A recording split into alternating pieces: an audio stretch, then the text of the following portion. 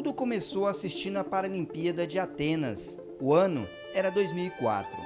Foi onde eu conheci o paradesporto também, porque até então eu não conhecia o paradesporto.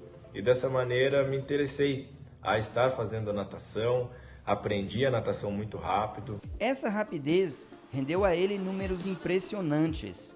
24 medalhas em Paralimpíadas. Em mundiais de natação, 40.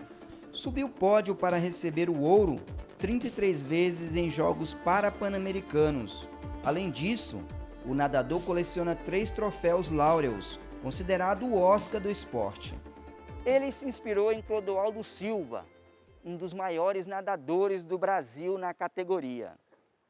Em todo o tempo que esteve nas piscinas, o Daniel foi vencedor. Ele que sempre treinou para baixar o seu próprio tempo, usou do tempo para tomar uma decisão. Daniel Dias, um dos maiores medalhistas da natação paralímpica mundial, anunciou que já é tempo de parar.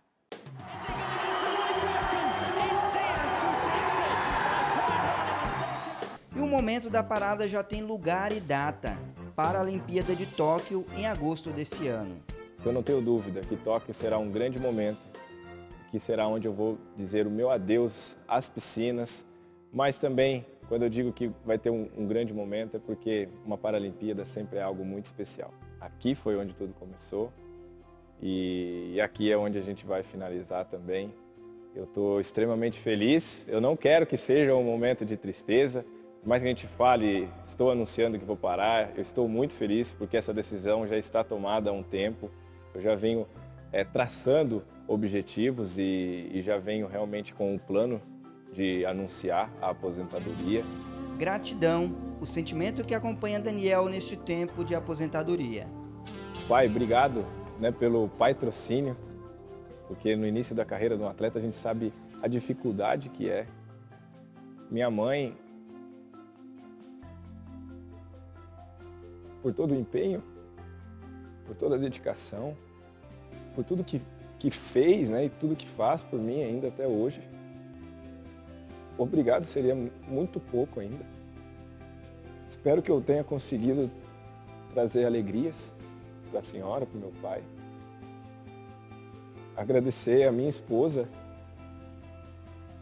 em meio a tantas viagens, tanta ausência, cuidar das 3 bênçãos que a gente tem em casa, o Azaf, o Daniel, a Radassa. De fato, eu sou um cara muito agradecido por todos vocês. Despedida sim, mas com alegria. A mensagem de sorrir para a vida, tão divulgada pelo nadador, não vai se aposentar. Porque eu não quero que seja uma despedida triste, não. Vai ser um momento de muita alegria, vai ser um momento de muitos sorrisos. Eu não tenho dúvida disso. Como vocês sabem, eu passo a mensagem de sorria para a vida e que nós possamos desfrutar desse momento, dessas últimas braçadas, dos últimos mergulhos, dos últimos apitos, enfim, que seja um momento de muita alegria.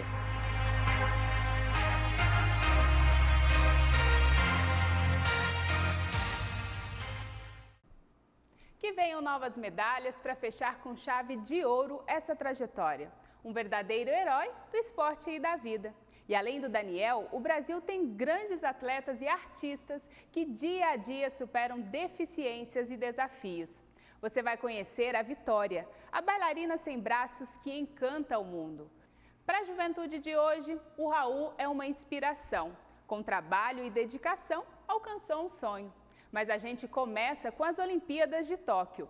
A pandemia fez os atletas mudarem a rotina de treinos. E para deixar tudo em ordem, o Comitê Olímpico elegeu uma nova presidente.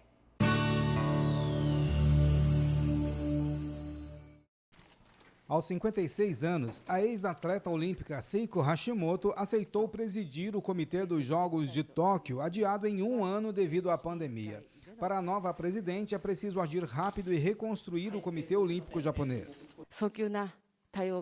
Quero mostrar uma nova direção até o final deste mês. Isso inclui aumentar a proporção de mulheres executivas, mostrar diversidade, harmonia e lançar uma força-tarefa. Para a nova presidente, que tem a difícil missão de garantir atletas e oficiais protegidos do coronavírus e combater a oposição do público aos jogos em meio à pandemia, é preciso olhar a situação como um todo e entender a quem pensa que os Jogos de Tóquio não devam ser realizados.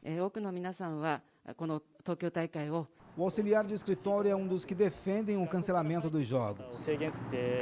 Não adianta ter jogos se os atletas podem não ter o seu melhor desempenho na situação atual e se o número de pessoas do exterior for limitado. A pandemia forçou o adiamento das Olimpíadas em um ano. A previsão é de que os jogos ocorram entre 23 de julho e 8 de agosto.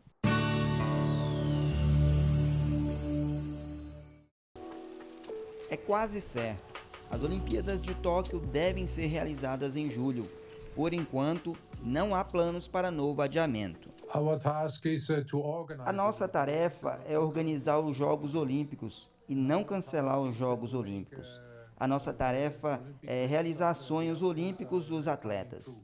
Os atletas que precisaram manter suas rotinas de treinamento tiveram também de lidar com a ansiedade. É que as mudanças foram tantas que incluíram treinamentos diferenciados, mudanças de cidades e até treinos em outros países. Fui para Londrina, eu saí daqui de Guarulhos a partir de março do ano passado.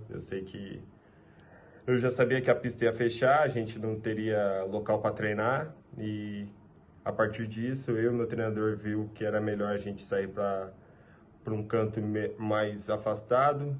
Bia precisou atravessar o oceano. Foi treinar na Europa. Desde o final do ano passado eu já consegui retomar meus treinos na Itália. Estou fazendo praticamente normalmente os meus treinamentos, conseguindo jogar bastante, fazendo aula, fazendo parte física. Claro que ainda existem algumas restrições e a gente tem que tomar bastante cuidado, né, com todas as medidas de segurança. Foi a primeira vez que os Jogos Olímpicos da Era Moderna precisaram ser adiados. Situação que interferiu diretamente na preparação dos mais de 11 mil atletas de 204 países que esperavam ansiosamente pelo dia 24 de julho de 2020. O atleta se prepara há 4 anos para, no dia da sua competição nos Jogos Olímpicos, estar nas melhores condições possíveis. Então, nesse período de incerteza, foi muito frustrante não saber quando seriam os jogos, quando a gente poderia voltar a competir. Para outros competidores, o adiamento foi a oportunidade de aperfeiçoar ainda mais. Tem que pensar do lado positivo, que eu tive um ano a mais para me preparar, para chegar nas Olimpíadas com um nível ainda melhor. Vitor aproveita cada momento. Ele se prepara em um centro de treinamento na Alemanha. Eu pude treinar todos os dias com o Hugo Calderano, que é número 6 do mundo, com o Simão Gauzy, que é número 20. Então eu consegui aprender bastante com eles. A abertura dos Jogos Olímpicos de Tóquio está prevista para o dia 23 de julho. As competições vão até o dia 8 de agosto. Já as Paralimpíadas começam em 24 de agosto e vão até o dia 5 de setembro.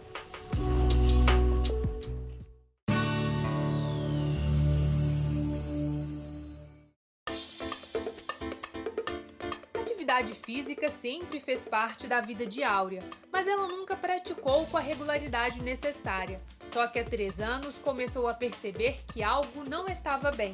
Eu comecei a sentir dor na hora de agachar, encurtamento, já não conseguia mais ter a mesma flexibilidade. Para resolver a situação, o jeito foi procurar uma ajuda profissional. Senti uma melhora assim grande. Levantar de manhã, eu já estava sentindo dor na hora de levantar.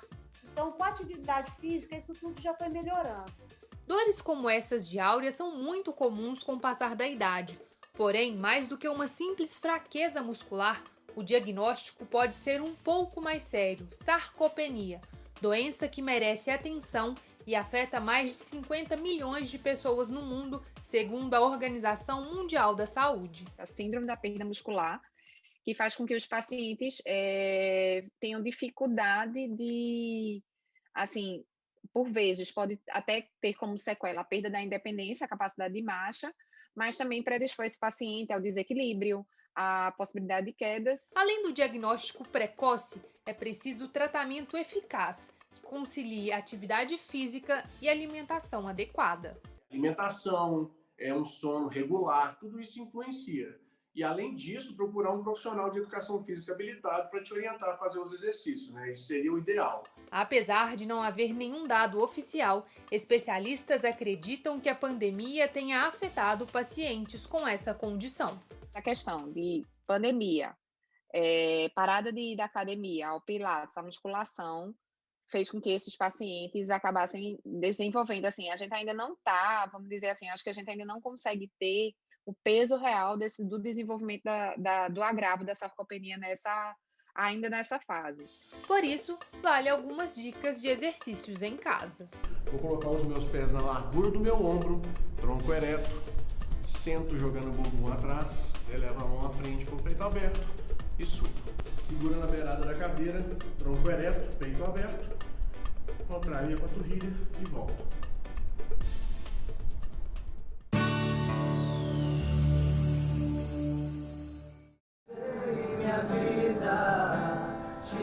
A oração com música na capela da comunidade é o primeiro compromisso dos membros da Fraternidade O Caminho. A ordem religiosa completou 20 anos e, na oração, eles acreditam que recebam o impulso necessário para viver o carisma de encontrar nos mais necessitados o Cristo escondido, o Jesus sofredor. E ao encontro dos mais necessitados, dos pobres, é poder fazer a mesma experiência que Jesus fez na Terra, né? Quando estava no meio de nós, né? E ao encontro do necessitado. A Fraternidade O Caminho está presente em 60 cidades da América Latina. Cuidar dos moradores de rua é a especialidade dos religiosos. Levam o alimento e a palavra de Deus que traz consolo e esperança para os corações. E nessa pandemia, a Fraternidade O Caminho, aqui em Aracaju, teve uma experiência diferente. Muitas pessoas que ajudavam com mantimentos acabaram desaparecendo por causa do isolamento social, mas ao mesmo tempo surgiram novas pessoas, voluntárias também, que estão mantendo o serviço aos mais pobres. No período dessa pandemia, algumas pessoas novas começaram a nos ajudar e outras que ajudavam pararam. Eu acredito que vem muito da providência de Deus, que nunca deixa nada faltar. Outro trabalho voluntário que não parou nos últimos 10 meses da pandemia foi o da Pastoral do Povo da Rua, da Arquidiocese de Aracaju. O grupo de voluntários continua todos os dias, percorre as ruas da capital sergipana, distribuindo alimentos, roupas, produtos de higiene pessoal, beneficiando 300 pessoas. A pastoral, diariamente, estamos às ruas, levando não só alimento físico, mas também um pouco do alimento espiritual, a nossa escuta e um pouco do nosso atendimento cristão a eles. Os produtos doados são arrecadados com pequenos comerciantes e famílias solidárias. A dentista Maria Eduarda e a mãe, Dona Tânia, cozinham os alimentos com a família e preparam as quentinhas. Nos foi apresentado esse projeto da Pastoral de Rua, no qual a gente se apaixonou pelo projeto e até hoje estamos cada vez mais envolvidos. Então, é com muito amor, com muita dedicação, que a gente faz essas comidas como se estivesse fazendo para nós mesmos. Neste bazar permanente da Caritas, quem compra alguma roupa ajuda também diretamente os irmãos necessitados. Estão envolvidos na Pastoral do Povo da Rua 30 leigos e leigas de diversas paróquias que se somam para amenizar o sofrimento de quem não tem um teto. O ser humano é um ser social, e enquanto ser social, nós precisamos uns dos outros para vivermos e sobrevivermos. Paraíso, eu prefiro o paraíso.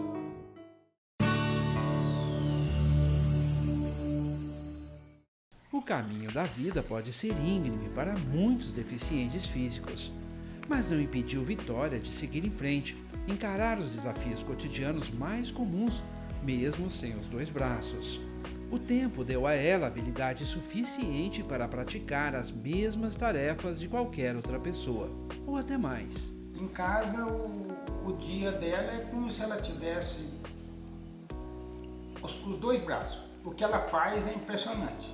Eu acho que ela faz só com os pés e eu não consigo fazer com as mãos. Vitória tem apenas 16 anos. A maturidade chegou antes da juventude. ela já percebeu o quanto o enfrentamento da própria limitação pode tirar da inércia quem passa por outras semelhantes. Eu nunca desistindo, isso dá muita força para as pessoas. Então eu aprendi que eu não devo desistir, não somente por mim, mas pelas pessoas que se inspiram em mim. Mas a ideia de superar os próprios limites começou bem mais cedo. Aos 5 anos de idade, a conselho da fisioterapeuta, começou a aprender balé. A princípio, a mãe ficou preocupada. A incredulidade social chegou até a magoar. Eu saía, a pessoa erguia a manga do braço para ver. Então as pessoas acabavam me machucando.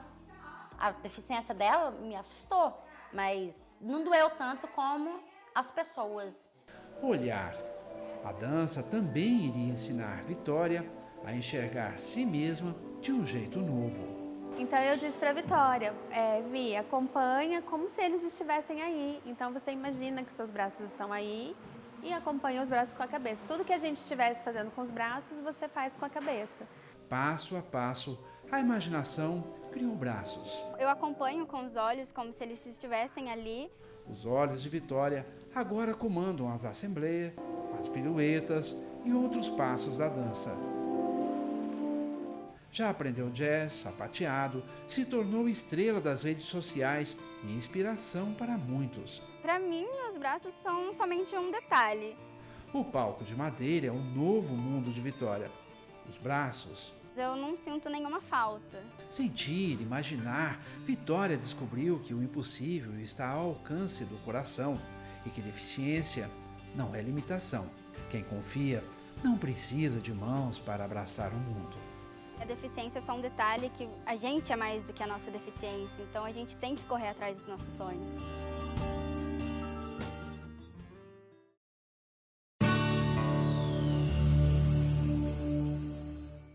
O gosto pela música vem de berço. Raul cresceu em meio aos instrumentos e logo aprendeu a tocar as primeiras notas musicais. Aos 12 anos, habilidoso no teclado, se deparou com um instrumento novo e foi amor à primeira vista. Eu toquei o piano que tinha na minha escola. Eu fiquei muito emocionado com aquilo e eu pensei, eu quero um pra mim. Ele veio com os olhos brilhando assim e falou pra mim e pro meu esposo, mãe, pai, eu quero um piano. Mas conseguir um piano não é algo fácil e os pais de Raul decidiram propor um desafio. Filho, o que você vai fazer para conquistar esse piano? Junto ao amor pela musicalidade, Raul recebeu um precioso ensinamento sobre esforço e trabalho. A fonte de renda necessária para a compra do piano veio de uma atividade em família, fazer pães. E assim nasceu o Pão do Raul. Mãos na massa, muito trabalho e diversos ensinamentos pelo caminho. A pandemia tentou atrapalhar os planos do jovem padeiro e Raul chegou a pensar em desistir. Mas o apoio da família veio mostrar que nenhum sonho é grande demais quando se tem o fermento da perseverança e muito amor. Nós acreditamos que tudo que vem com esforço, ele vem com grande valor.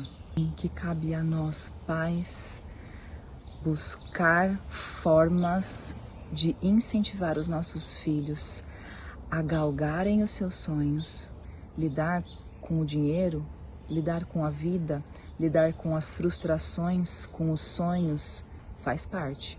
12 meses se passaram e muitos pães depois, o trabalho foi enfim recompensado.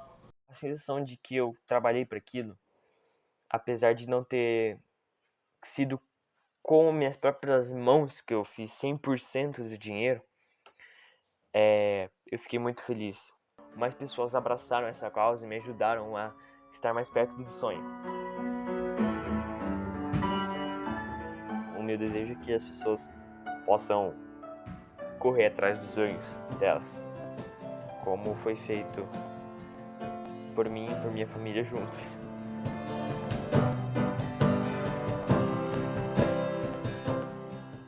E depois do intervalo, que é rapidinho, você vai conhecer o Congresso Brasileiro. Como funciona aquela que é chamada a Casa do Povo.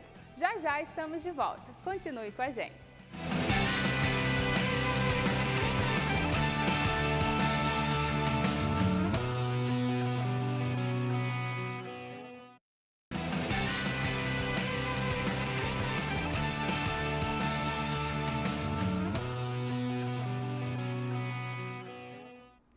Repórter Canção Nova está de volta e o assunto agora é o Congresso Nacional. Vamos conhecer melhor a atividade de cada casa e o trabalho de deputados e senadores.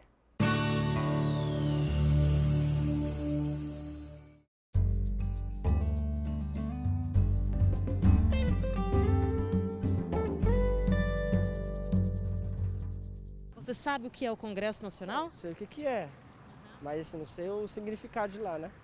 Pra quê? Não penso muito, não sei. Eu gosto de senador, não sei. Só político? Só. Quando se fala em Congresso Nacional, muita gente ainda fica confusa. Mas e a Câmara dos Deputados e o Senado? O que tudo isso tem a ver? E tem sim, viu? E muito, porque são essas duas casas juntas que formam o Congresso Nacional. Mas para a gente entender melhor essa história, vamos voltar para 1826. No dia 6 de maio daquele ano, surgia o órgão constitucional que exerce no âmbito federal as funções do poder legislativo. Elaborar, aprovar leis e fiscalizar o Estado brasileiro, assim como administrar e julgar durante sessões como essas. Até 1960, a sede do Congresso era no Rio de Janeiro. A partir de 1926, o Palácio Tiradentes abrigou os trabalhos do Congresso Nacional. E em 1960, houve a transferência para Brasília. E desde então, o Congresso Nacional opera no Palácio Nereu Ramos. Como a maioria das construções oficiais de Brasília, o edifício do Congresso foi concebido por Oscar Niemeyer, com projeto estrutural do engenheiro Joaquim Cardoso, e segue o estilo da arquitetura moderna brasileira. O Congresso Nacional é uma das arquiteturas mais famosas do Brasil. E como a Câmara e o Senado, que formam o Congresso, as duas casas ficam aqui. Mas e você, sabe como diferenciar uma da outra? A semi-esfera da esquerda é o Senado, da direita é a Câmara dos Deputados e no centro são duas torres de escritórios. O edifício é situado no meio do eixo monumental, a principal avenida da capital brasileira. Na frente dele há um grande gramado onde acontecem as passeatas, protestos e outras manifestações públicas. Na parte de trás do edifício se encontra a Praça dos Três Poderes, onde estão o Palácio do Planalto e o Supremo Tribunal Federal. O Congresso Nacional é composto por deputados em mandatos de 4 anos e senadores que podem ser eleitos até por 8 anos. Cada casa elege um presidente. Assim, há o presidente da Câmara dos Deputados e o presidente do Senado. Ambos devem obedecer a um regimento em comum, que é dirigido pela mesa do Congresso Nacional. A presidência da mesa fica sempre a cargo do presidente do Senado e a ocupação das demais funções é feita pela Câmara dos Deputados. O legislativo serve para construir legislações, isso quer dizer, para construir leis. E o que são as leis? São os marcadores que dizem que aquilo que nós fazemos é legal ou ilegal. As leis construídas pelo legislativo têm sua validade, o seu cumprimento, a sua desobediência verificadas pelo judiciário, enquanto que as leis construídas pelo legislativo obrigam o executivo a tomar determinadas atitudes. Também chamado de parlamento ou Casa do Povo, é muito importante para os brasileiros. Porque ao fim do dia são elas que constroem a maior parte das iniciativas legais derivadas daquilo que é a vontade da população.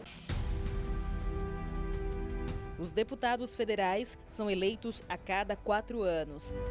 As vagas são divididas por estados e Distrito Federal e definidas por lei complementar. Vão de 8 a 70, conforme o tamanho da população local. Mas afinal, o que faz um deputado federal?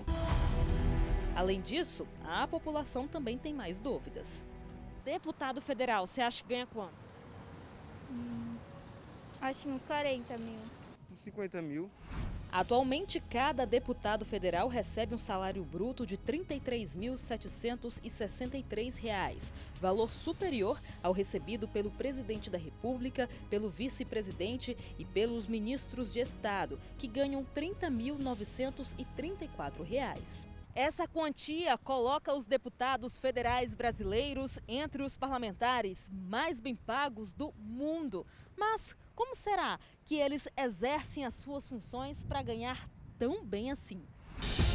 Como representante do povo, esse parlamentar tem duas atribuições principais estabelecidas na Constituição: legislar e fiscalizar. O deputado pode propor novas leis e sugerir a alteração ou revogação das que já existem, incluindo a própria Constituição. As propostas são votadas pelo plenário ou pelas comissões quando for necessário. Qualquer projeto de iniciativa do Executivo passa primeiro pela Câmara, antes de seguir para o Senado. Cabe ainda aos parlamentares discutir e votar medidas provisórias editadas pelo governo federal. Nem todas as propostas são votadas no plenário. Muitas são decididas nas comissões temáticas da Casa. Tome rapidamente as decisões necessárias. Os congressistas também têm a obrigação de controlar os atos do presidente da República e fiscalizar as ações do Executivo. Os parlamentares se reúnem naquilo que eles chamam de comissões, no caso a comissão de orçamento, para verificar o orçamento que foi proposto pelo Executivo. Eles verificam, eles têm a possibilidade de aprovar ou alterar esse orçamento, e esse orçamento, depois de referendado pelo Congresso, vai para o presidente da República.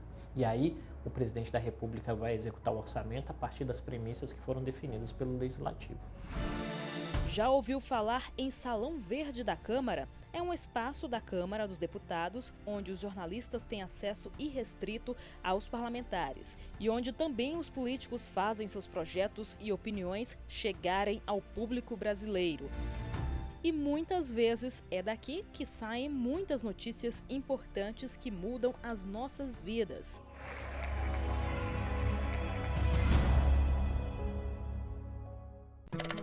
– 6 de maio de 1826, o Congresso Nacional foi instalado no Brasil. O primeiro presidente que comandou a casa foi Marquês de Santo Amaro. Nessa época, a sede do Congresso ficava no Rio de Janeiro e ficou conhecida como Paço do Senado. A primeira composição da casa contou com membros da nobreza, da magistratura e do clero.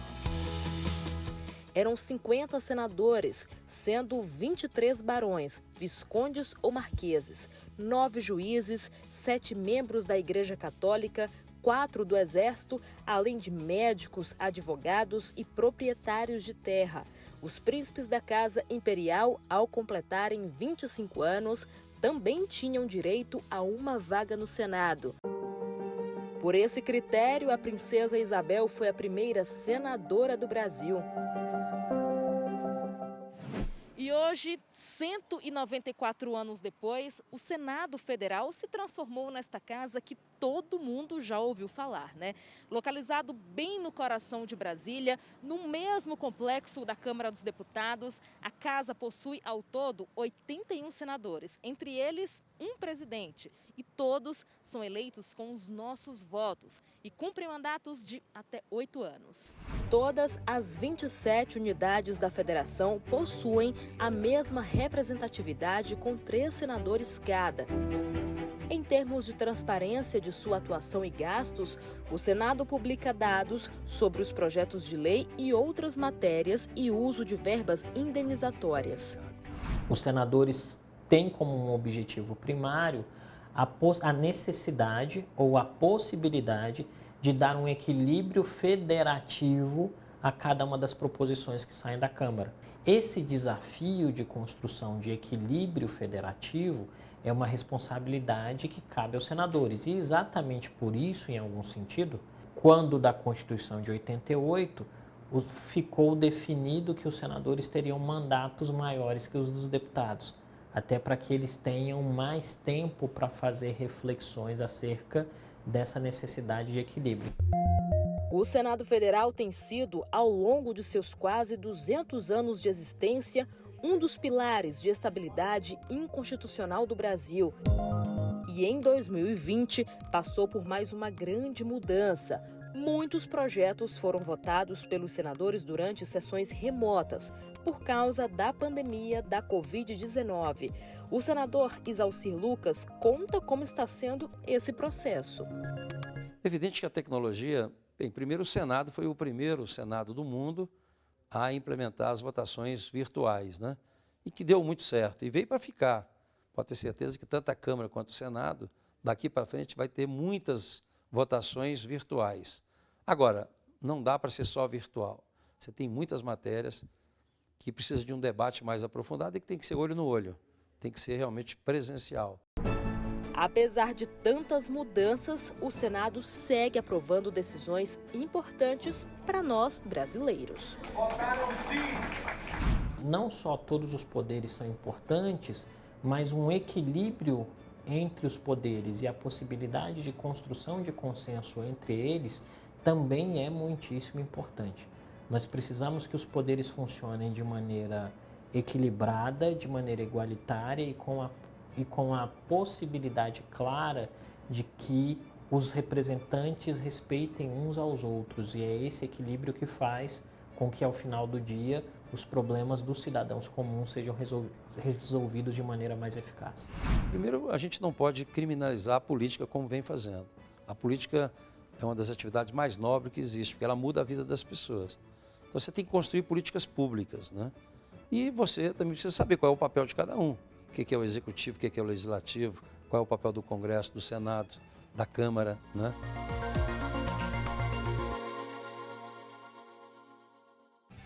De Brasília para a Serra da Mantiqueira. No lado paulista, uma cidade muito aconchegante, a famosa Campos do Jordão. É logo logo depois do intervalo. Até já!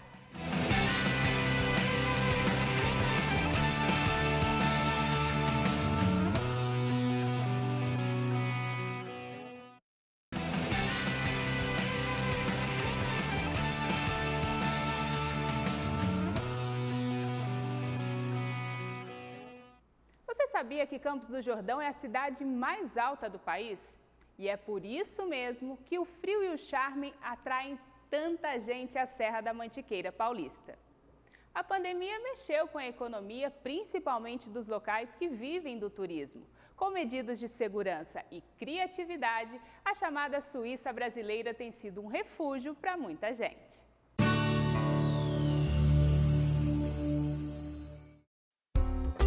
Essa paisagem é conhecida no país inteiro.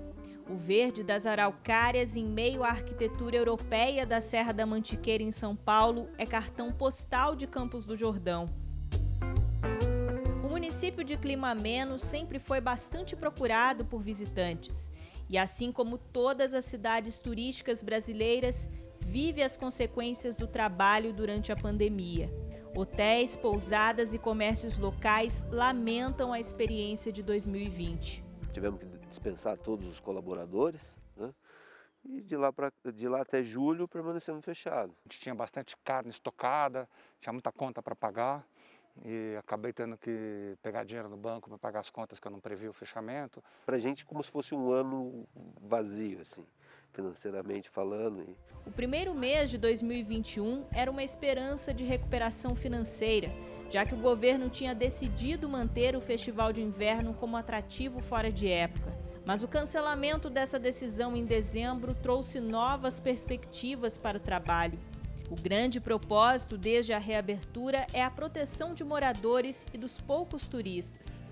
Esta pousada, localizada bem perto do Capivari, região central da cidade, trabalha com apenas 40% das vagas de hospedagem. O visitante pode ter acesso à área social das refeições. Aqui, o ambiente está sempre arejado.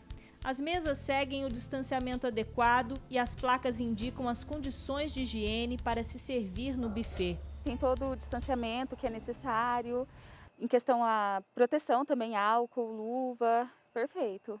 Para a segurança do visitante e do próprio funcionário, todo cuidado é importante. A rotina de higienização se tornou mais rigorosa, limpeza de superfícies e objetos de forma intensa. Um processo que dura 1 hora, que acontece antes e depois de receber cada hóspede. Fomos instruídos aí pela vigilância sanitária, eles tiveram aqui algumas vezes. Então o cuidado agora com a limpeza ele é redobrado, triplicado, a gente realmente está levando isso muito a sério. O restaurante, um pouco mais afastado no bairro Descansópolis, em meio à mata nativa da região, famoso pelo churrasco no fogo de chão, também segue com rigor as normas de segurança. Tira a temperatura do cliente na porta, obriga a entrar de máscara. Os clientes só ficam sem máscara na mesa, toda vez que levantam para se servir tem que pôr a máscara. Os avisos estão por toda parte, principalmente na hora de escolher os itens do almoço. Vir num espaço desses é muito mais seguro, você tem o distanciamento, você não fica em aglomeração. Sob as medidas de proteção, a cidade vai reagindo, respirando com a proteção das máscaras, oferecendo informação a todo custo. Já que a alta temporada do inverno do ano passado esteve em baixa, a expectativa para 2021 é de recuperação. Mas tudo aos poucos, com muita dedicação e responsabilidade. Eu espero que a gente possa continuar trabalhando, que dê tudo certo, né? Que a vacina chegue logo. Daí vai tudo correr bem para todo mundo, espero.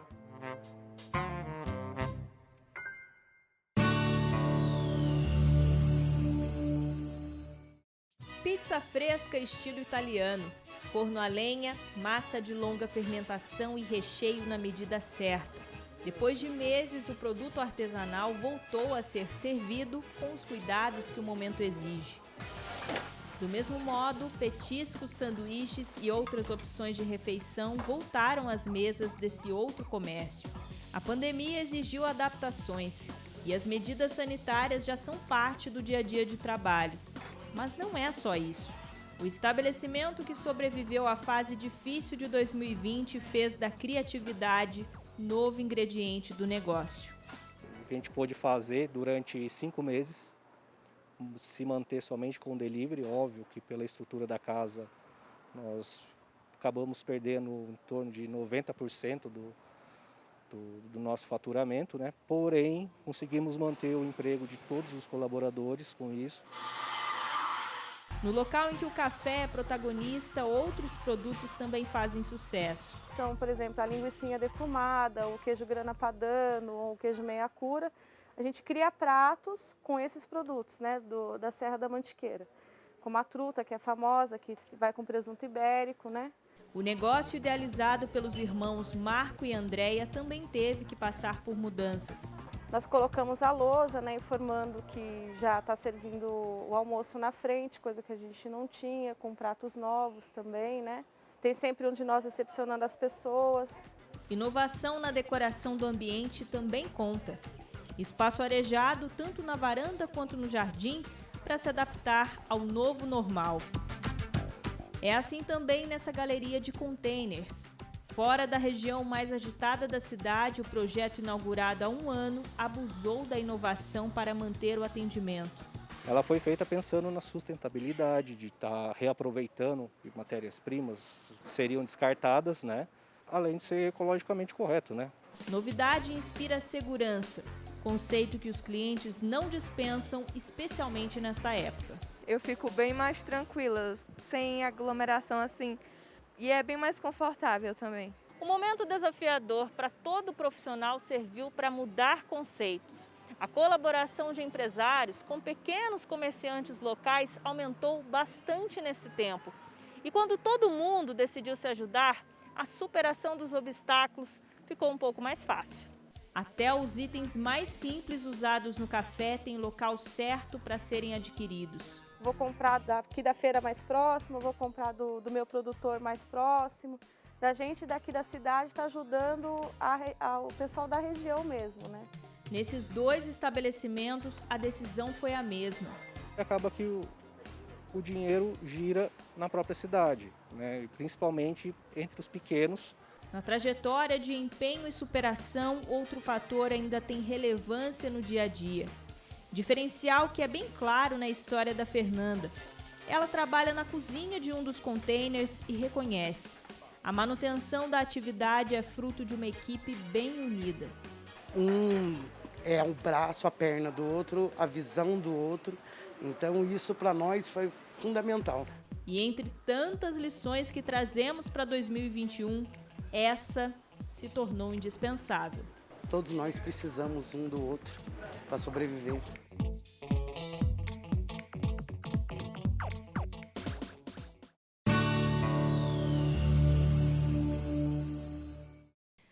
Cozinha com simplicidade do interior e requinte dos grandes restaurantes.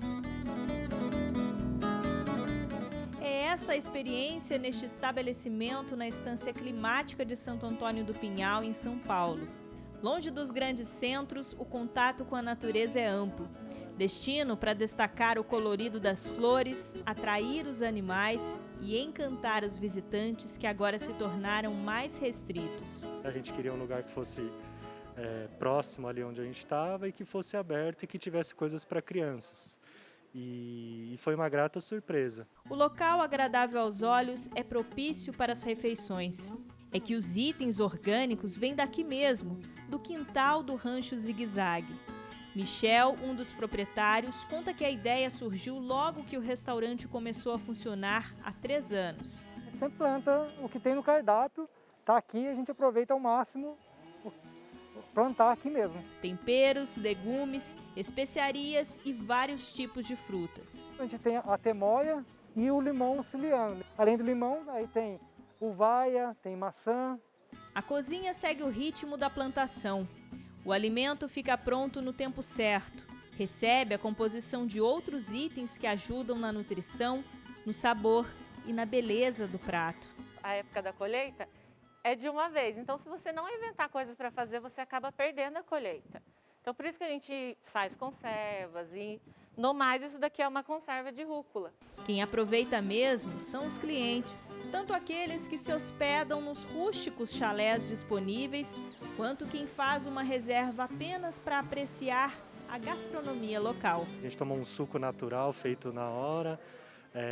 Comemos uma truta com molho de shiitake que estava muito gostoso. O tempero realmente é agradável.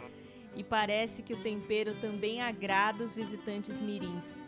Eu comi macarrão. Tava gostoso? Tava. A variedade do cardápio é muito importante, por isso que a família intercala a produção na horta. Esse espaço aqui de abóbora moranga, beterraba e outros itens é também reservado para a plantação de berinjela e abobrinha. Depois que essa aqui for colhida, a próxima plantação começa.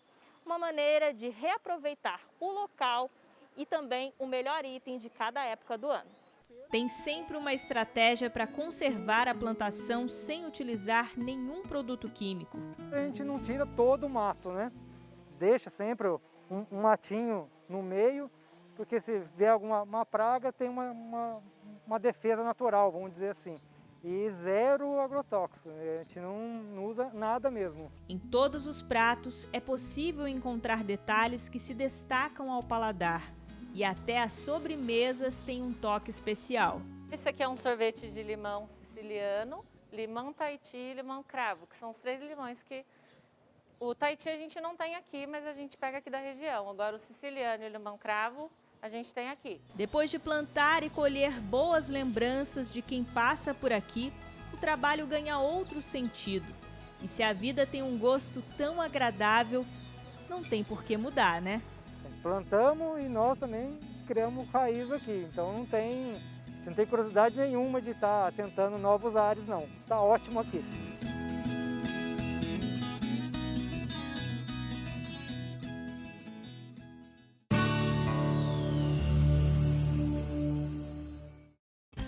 Nesse ofício, as mãos são a principal ferramenta de trabalho. Produzir itens tão criativos, técnicos e delicados exige mais do que os rápidos movimentos possam demonstrar. Quem pratica não duvida que este é um dom especial. Está dentro do nosso DNA, porque isso vem já de 3, 4 gerações, onde as pessoas tinham que fazer as suas peças, tanto com a lã, a seda, o algodão, o linho. Lica sabe o que diz. A habilidade com as mãos é tradição de família. A minha bisavó fazia muito bem o crochê, a minha avó fazia tricô, a minha mãe faz tricô, faz crochê. Mas a atividade escolhida por ela é diferente, a começar pela matéria-prima. A lã, pura, vem da tosquia anual das ovelhas criadas no Parque da Lagoinha, em Campos do Jordão, na Serra da Mantiqueira. A junção desses elementos formou o projeto Mãos Tiqueiras. Os produtos ficam no ateliê dentro do parque. Itens de decoração com identidade local, vestuário, brinquedos, objetos. Toda a variedade aqui nasce da lã. As peças vêm da dedicação de 38 artesãs, como a Cláudia, que também ganhou um incentivo dentro de casa. A gente tem esse costume de comprar tudo que já está pronto, né? Então isso aqui é diferente, é mais aconchegante, mais carinhoso. E jovens como Nicolas, o único homem do projeto a colocar a mão na massa, ou melhor, na lã. Você doa o seu tempo, você doa a sua concentração para poder fazer uma peça caprichada, que você, depois que você termina, você vai olhar para aquilo e vai ter orgulho daquela peça. Antes da pandemia, encontros semanais ofereciam capacitação para as artesãs nas áreas de tricô, crochê, tear e feltragem. O mesmo trabalho que era realizado aqui, agora é feito em casa. De lá, elas se empenham para atender a demanda das encomendas, que também acompanham mais uma mudança. São feitas pela internet. Chegam através de e-mail, né, ou mesmo de WhatsApp, nas redes sociais no geral, né? As artesãs desenvolvem peças criadas antes da pandemia, porém com maior rotatividade de técnicas. A ajuda financeira que recebem reforça o orçamento das famílias. Quando elas entregam essas peças, elas são remuneradas. E depois, quando vende, tem uma porcentagem no valor da venda também. Ajuda bem em questão aos meus filhos, né? Que para eles, pelos filhos a gente faz tudo. As vendas pela internet aumentaram 30% neste período de pandemia. O trabalho ajudou a sustentar o projeto durante os 120 dias de loja física fechada. Os pedidos de matéria-prima seguiram o mesmo caminho. A visita no espaço dedicado ao projeto é uma experiência única. Os animais que movimentam o negócio recebem o carinho de todo mundo. Com os produtos, a história é a mesma. Tanta delicadeza também desperta a admiração de quem passa por aqui. Que coisa mais linda! Gostei das almofadas, tudo. Da ovelhinha, a Júlia gostou mais da ovelhinha. Eu acho ela fofinha. Depois de um 2020 difícil, 2021 já começa com novos planos. Até julho a gente vai ter um museu. Museu da Lã. E se o ofício que é herança de família deu certo para a Lica, a artesã também fez a parte dela e passou tudo o que sabe para o filho. O adolescente já segue o fio com dedicação. O amor de mãe é reconhecido em cada detalhe do trabalho. Minha mãe é minha rainha, né? Sempre foi um exemplo para mim e estar conseguindo trabalhar com ela nesse projeto tão lindo é uma coisa muito boa.